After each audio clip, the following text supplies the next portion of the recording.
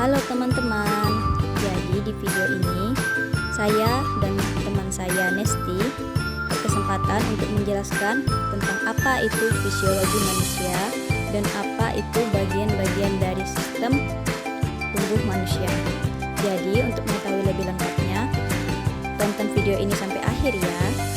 Udot.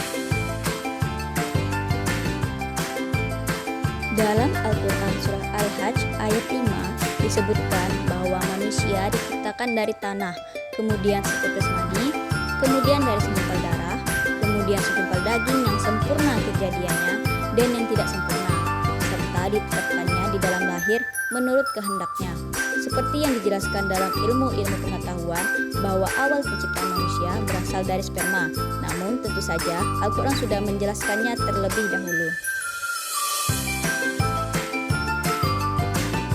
Kemudian kita masuk ke pengertian fisiologi. Fisiologi merupakan salah satu cabang biologi yang fokusnya tentang mempelajari tubuh manusia.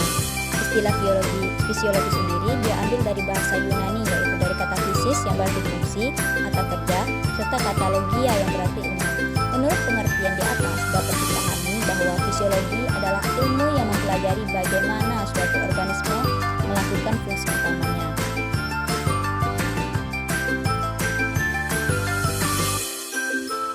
Dalam tubuh manusia sendiri terdapat 10 sistem yang mempunyai fungsi masing-masing. Berikut adalah fungsi dan sistemnya.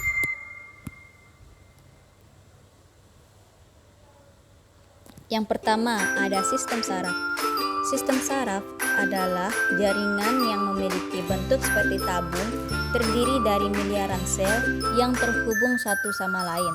Sistem saraf manusia adalah sistem yang sangat kompleks yang bertanggung jawab untuk menerima, memproses, dan mengirimkan informasi ke seluruh tubuh. Nah, sistem saraf manusia sendiri terbagi menjadi dua, yaitu sistem saraf pusat dan sistem saraf tepi. Sistem saraf pusat berfungsi dalam mengendalikan pengolahan rangsangan seperti pikiran, gerakan, dan emosi. Sementara sistem saraf tepi berfungsi dalam menerima rangsangan dan menghantarkan semua respon yang sudah diolah oleh sistem saraf pusat. Kemudian ada sistem imun atau sistem kekebalan tubuh. Gabungan sel, molekul, dan jaringan yang berperan dalam resistensi terhadap mikroba dan lainnya disebut dengan sistem imun.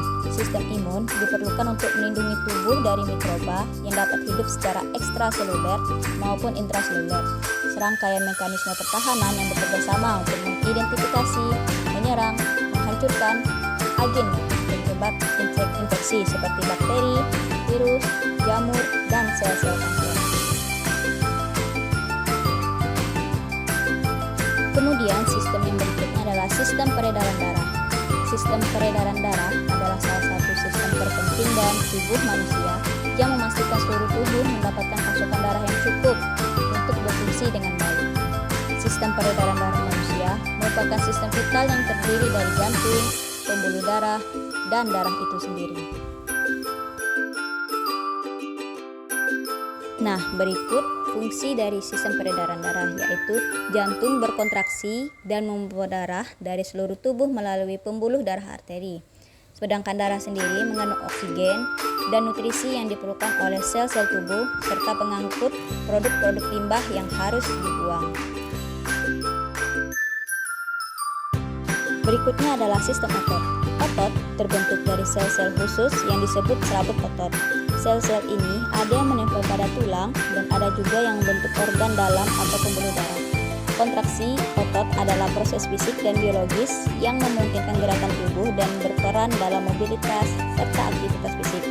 Ini terjadi ketika serat otot berkontraksi atau memendek yang menghasilkan gaya atau gerakan.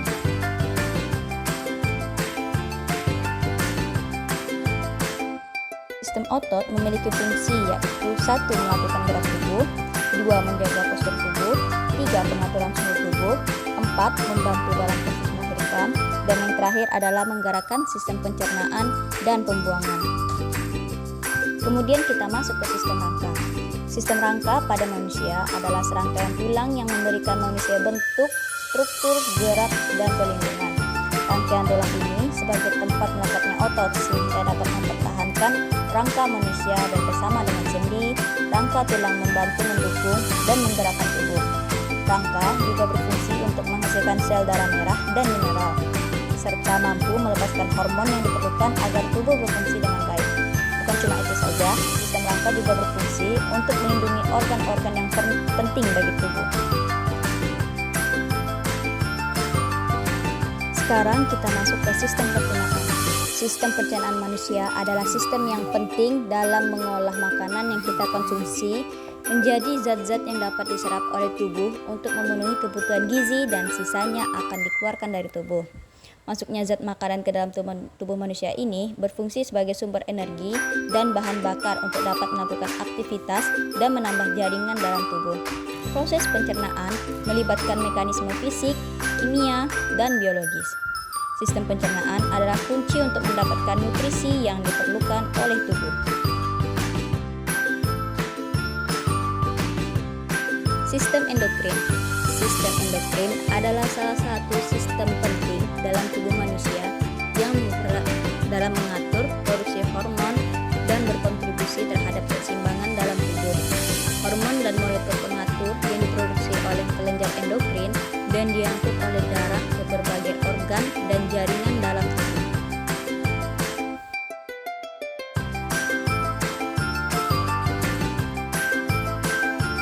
Ekskresi. Sistem ekskresi adalah proses pengeluaran zat-zat sisa metabolisme tubuh yang tidak berguna seperti pelepasan senyawa yang bersifat racun yang apabila senyawa tersebut tidak dilepaskan dikhawatirkan dapat menyebabkan terganggunya fungsi organ di dalam tubuh. Kulit mengeluarkan keringat, paru-paru mengeluarkan karbon dioksida, serta uap air dan hati bertugas untuk mengeluarkan empedu. Sistem reproduksi manusia.